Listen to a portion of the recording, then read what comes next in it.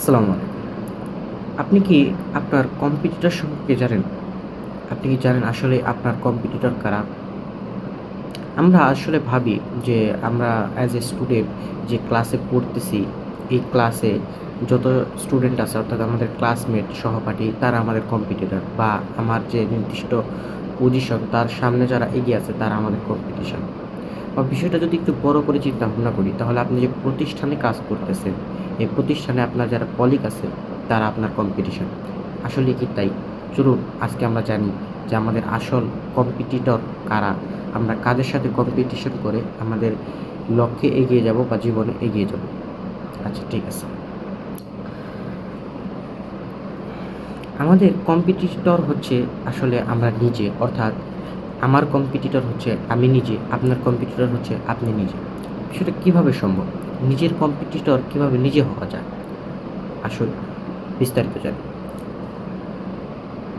আমি যা হওয়ার কথা ছিল, অর্থাৎ আমি আরও আগে পূর্বে যে পরিকল্পনাটা করেছিলাম যে আমি বর্তমান এই সময়ে কী হব এটা আমি আগেই পরিকল্পনা করেছিলাম। কিন্তু সেটা পরিকল্পনা মাফিক কাজ হয়নি বলে আজকে আমি সেটা হতে পারিনি। অর্থাৎ আমি যে লেভেল থাকার কথা ছিল আমি ওই লেভেলে নাই, তার থেকে অনেক পিছিয়ে আছি শুধুমাত্র আ যথাযথ কাজ না করার জন্য। সো আমার কম্পিটিশন হচ্ছে আমি বর্তমানে যেখানে থাকার কথা। অনুরূপভাবে আপনার কম্পিটিশনটা হচ্ছে আপনি নিজেই। আপনার ওই রূপটা যে রূপটায় আপনার থাকার কথা ছিল বর্তমানে আপনি সেটায় নাই। আচ্ছা, বিষয়টা যদি আরেকটু বিশ্লেষণ করি তাহলে আজকে যদি আমরা কিছু পরিকল্পনা করি যে আগামী ৫ বছর পর আমি আসলে নিজেকে কিভাবে দেখতে চাই? বা আমি যেরকম আছি এরকমই কি থাকতে চাই কিনা? আমরা কেউ এরকমই থাকতে চাই না যেরকম আমরা বর্তমানে আছি। ভবিষ্যতে এরকম এর থেকে অনেক বেশি আমাদের উন্নতি করতে চাই, আমরা আরও স্মার্ট হতে চাই, জীবনে এগিয়ে যেতে চাই। অর্থাৎ আমাদের অবস্থার পরিবর্তন করতে চাই। সো অবস্থার পরিবর্তন করার জন্য আমাদের কাজ করতে হবে। সেই মাফিক আমরা পরিকল্পনা করি এবং এই পরিকল্পনা অনুযায়ী কাজ না করার ফলে আমরা সেই অবস্থানে যাইতে পারি না যেটা আমরা আসলে পরিকল্পনা করে প্ল্যানিং করে রেখেছিলাম।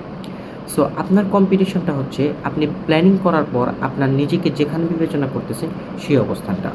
অর্থাৎ আমি যখন আমার ওই অবস্থানের সাথে কম্পিটিশন করব, তখন আমি নিজের অবস্থানটা বিচার করব যে আমি কতটুকু পিছিয়ে আছি। আসলে আমি এইটা পরিকল্পনা করছিলাম, এটা আমি হতে পারিনি, এর থেকে অনেক বেশি পিছিয়ে আছি। সো আমি এই অস্তিত্বটার সাথে কম্পিটিশন করব যেটা আসলে আমার দ্বারাই পরিকল্পিত হয়েছিল যে আমি এরকম হব। অনুরূপভাবে আপনিও আপনার ওই পজিশন, ওই লেভেলটার সাথেই কম্পিটিশন করবেন আ যেটা আপনি ভেবে রেখেছিলেন অনেক আগেই। আচ্ছা ঠিক আছে। তো এইভাবে কম্পিটিশন করে আপনারা এগিয়ে যাবেন এবং আপনি স্টুডেন্ট হলে আপনার ক্লাসে আপনি এগিয়ে যাবেন বা আপনি যদি কোনো প্রতিষ্ঠানে কর্মরত অবস্থায় থাকেন তো আপনার নিজের পজিশন আগানোর জন্য, প্রমোশন পাওয়ার জন্য আপনি নিজের সাথে কম্পিটিশন করে এগিয়ে যাবেন। নিজের উপর সময় দিবেন, নিজেকে নিয়ে কাজ করবেন। কিভাবে নিজের অবস্থার পরিবর্তন করা যায় সেটা নিয়ে ভাববেন। আচ্ছা। সো এভাবে আ নিজের লেভেল আপ করার ক্ষেত্রে, অর্থাৎ নিজেকে আপগ্রেড করার ক্ষেত্রে, উন্নত করার ক্ষেত্রে আমাদের অনেক বেশি ডিস্ট্রাকশন আসবে এবং আপনারা অবশ্যই অন্যদের সাথে কম্পিটিশন না করে যখন নিজের সাথে কম্পিটিশন করবেন, তখন ভাববেন একটা কথা যে এটা আসলে কঠিন কিছু না। কারণ কঠিন কিছু হলে কেউ অনেক বেশি মানুষ আসলে সফল হতে পারত না। অনেক কঠিন কিছু না, তার কারণ হচ্ছে অনেক বেশি মানুষ, অর্থাৎ আপনার যারা কলিগ বা সহকর্মী আছে তারা অনেকেই ডিস্ট্রাক্টেড।